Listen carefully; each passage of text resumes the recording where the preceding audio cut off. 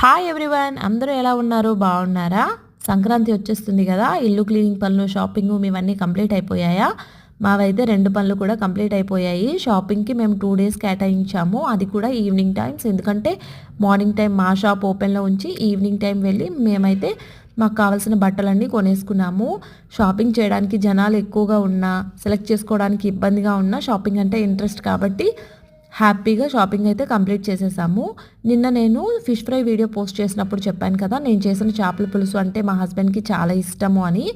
అది నేను చేసే ప్రొసీజర్ ఏంటంటే, ఫస్ట్ ఆయిల్లో ఉల్లిపాయలు, పచ్చిమిర్చి, టమాటో బాగా వేగిన తర్వాత ఉప్పు, పసుపు, కారము, అల్లం వెల్లుల్లి పేస్ట్, మసాలా పట్టించిన చేప ముక్కల్ని ఆ తాలింపులో వేసేసి అవి కొద్దిగా వేగిన తర్వాత దాంట్లో చింతపండు పులుసు వేసుకొని ఇలా మూత పెట్టుకుంటూ బాగా ఉడకనిచ్చిన తర్వాత మనకి చాలా టేస్టీగా ఉండే ఫిష్ పులుసు అయితే రెడీ అయిపోతుంది.